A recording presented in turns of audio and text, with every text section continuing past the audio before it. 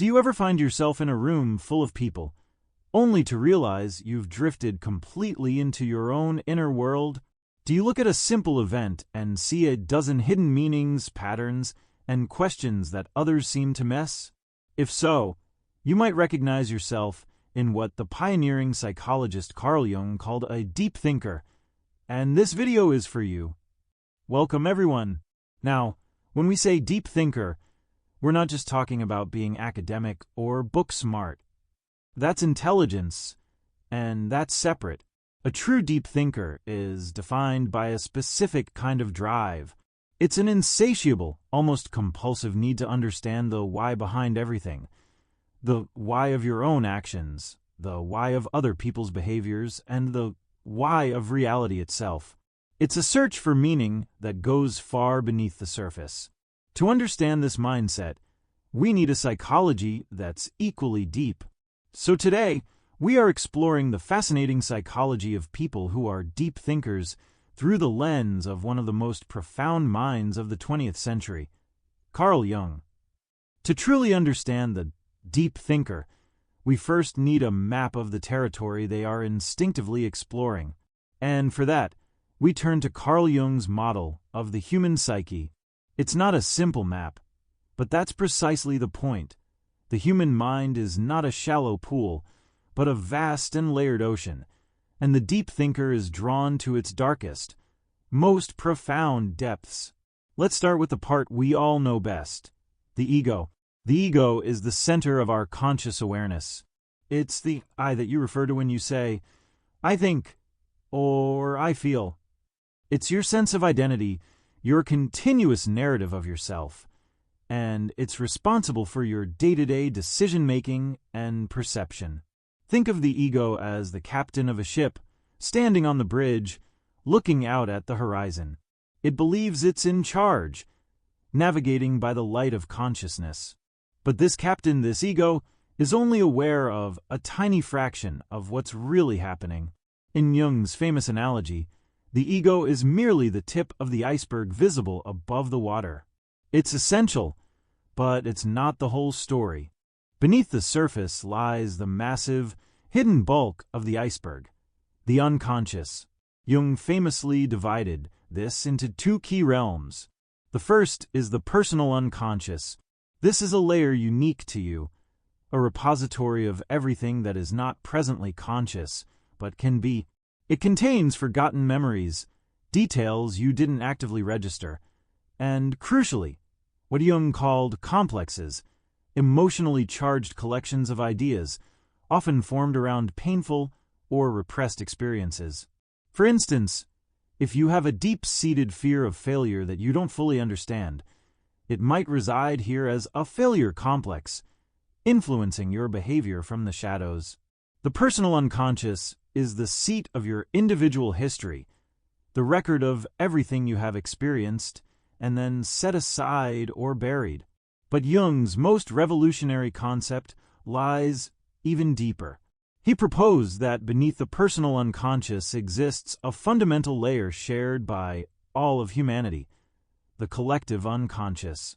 This is not a personal acquisition. You are born with it. It is our species' psychological inheritance, a deep, impersonal reservoir of psychic potential that is common to every human being. If the personal unconscious is shaped by your life experiences, the collective unconscious is the pre-existing, innate structure of the human brain itself, containing the foundational patterns for how we experience the world. We don't learn these patterns. We are born with a readiness to experience life through them. The contents of the collective unconscious are not specific memories or images, but rather innate predispositions or templates. Jung called these archetypes. Archetypes are universal, primal patterns of instinctual behavior and symbolism. They are the recurring themes that appear in the myths, religions, stories, and dreams of every culture across time. You cannot point to a perfect, singular image of the hero. Instead, the hero is an archetype, a core pattern of leaving the known, facing trials, achieving a boon, and returning transformed. This pattern manifests in countless ways, from the story of Luke Skywalker to the legend of Gilgamesh. Other key archetypes include the shadow, which represents the dark, repressed, and often unacceptable aspects of our own personality, the anima, the feminine image in a man's psyche, and the animus, the masculine image in a woman's psyche, which guide our relationships and understanding of the opposite sex, and the self, the archetype of wholeness, and the ultimate goal of psychological integration. So, what does this have to do with the deep thinker? Everything. While everyone operates primarily from the level of the ego and their personal unconscious, the deep thinker is uniquely and powerfully attuned to the deeper currents of the collective unconscious. They are not merely introspective, rehashing their own personal history. They are archetypal, instinctively engaging with these fundamental, universal patterns. Their relentless why is a quest to connect their personal life to these transpersonal, mythic forces. Their drifting daydreams, their profound questions, and their sense of seeing hidden meanings are not just random thoughts. They are often the ego's first, tentative encounters with the raw, powerful material of the collective unconscious. They are not just exploring their own mind. They are instinctively plumbing the depths of the human soul itself. Now that we have our map, we can identify the specific traits that define a Jungian deep thinker. These are not just random habits. They are the observable behaviors of a psyche that is actively engaged with the profound depths we just discussed. The first and most defining trait is a compelling drive for individuation. Jung did not see the goal of life as mere happiness or adjustment to society, but as a process he called individuation. This is the lifelong, heroic journey of becoming the unique, indivisible individual you are inherently meant to be. It is the process of integrating the various parts of the psyche, the conscious ego, the masked persona, the rejected shadow, the complementary anima or animus, into a cohesive whole, the self. For the deep thinker, life is not a series of random events, but a symbolic journey of self-discovery. They are constantly asking, "Who am I, really?" This question is not a passing curiosity. It is the central theme of their existence. This path is not easy, as it requires the courage to confront one's own shadow, the dark, repressed, and often uncomfortable parts of oneself that have been hidden away. The deep thinker understands that this confrontation is not a descent into darkness, but a necessary step toward wholeness, where they can reclaim the vital energy locked away in those rejected aspects. The second trait is a psychological orientation dominated by introversion and intuition. In Jung's model of psychological types, deep thinkers are almost invariably what he termed introverted intuitives. Let's break that down. Introversion here is not simply shyness. It is an attitude where the psyche's energy flows primarily inward. The deep thinker draws sustenance from their inner world of ideas, reflections, and imaginings. While the extrovert is energized by a social gathering, the introverted deep thinker is energized by solitude, where they can process and explore the contents of their own mind. Coupled with this is a dominant function of intuition.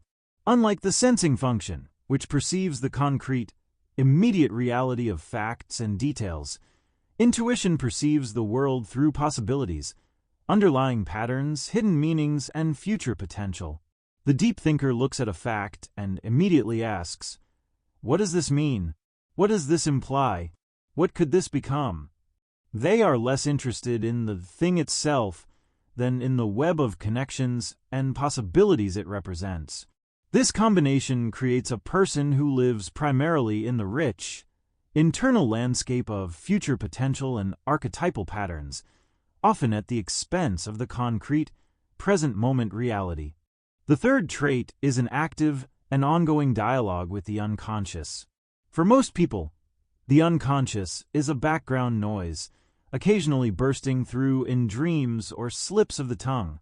For the deep thinker, it is a world to be actively explored.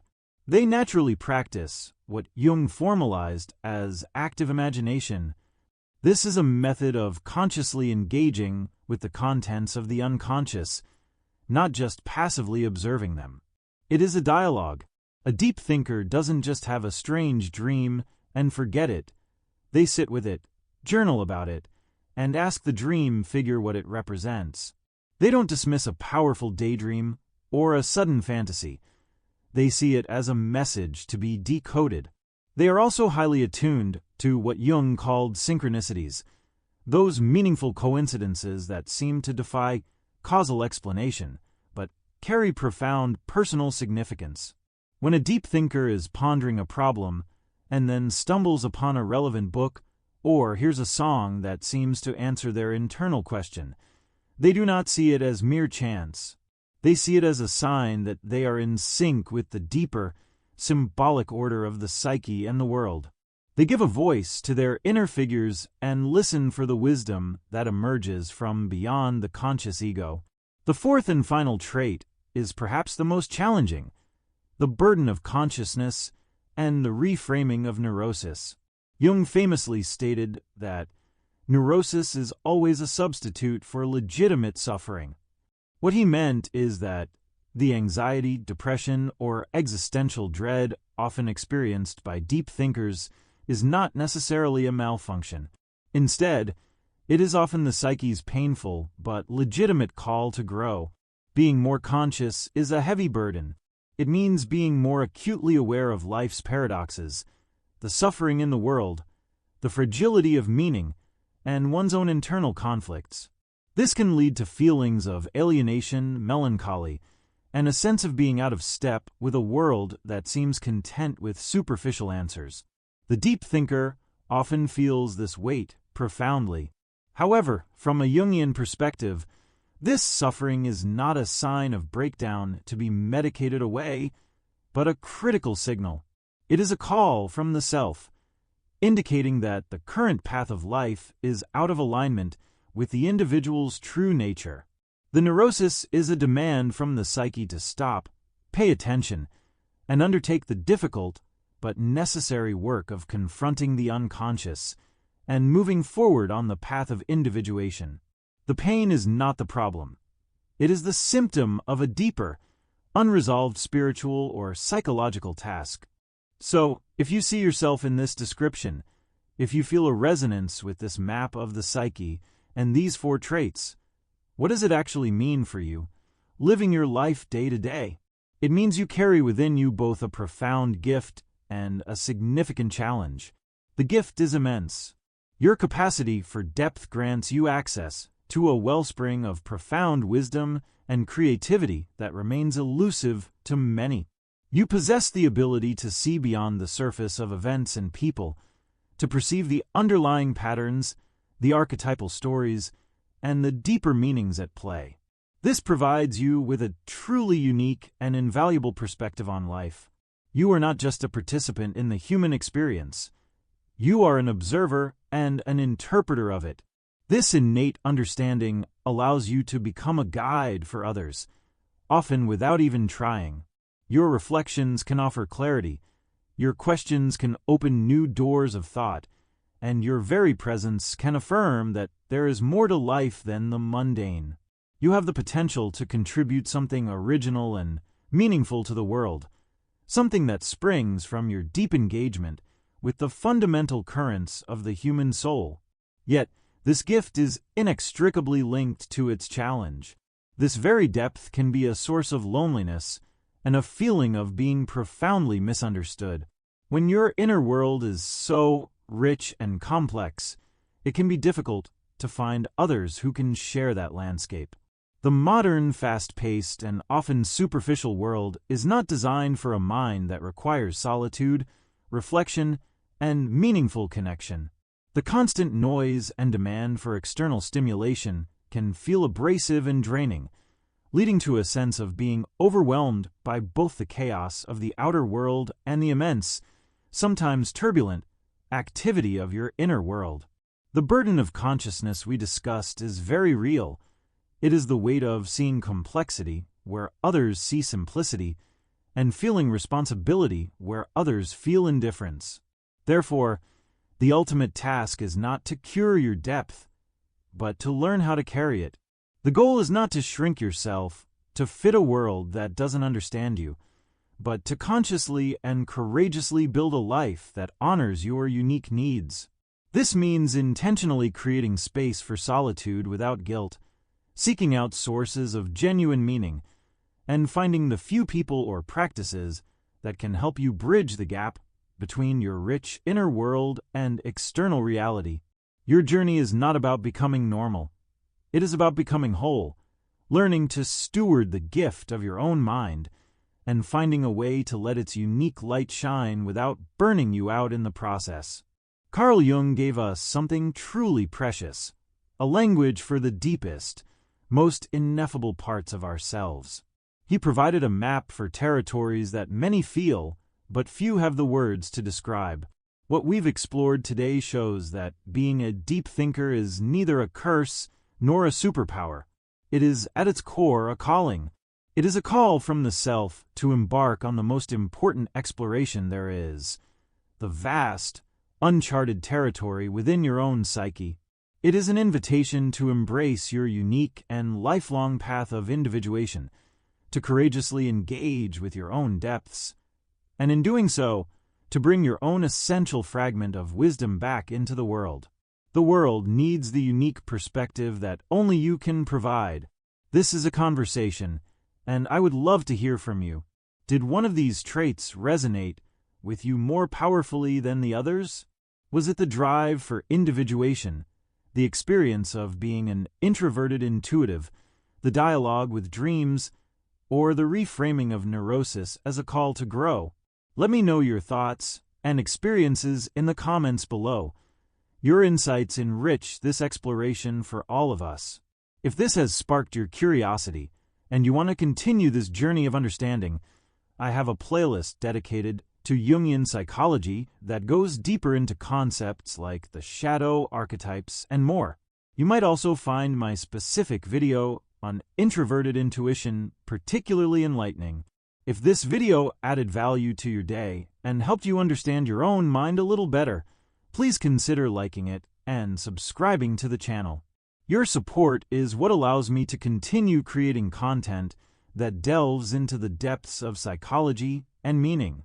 Thank you so much for watching and for investing this time in your own inner world.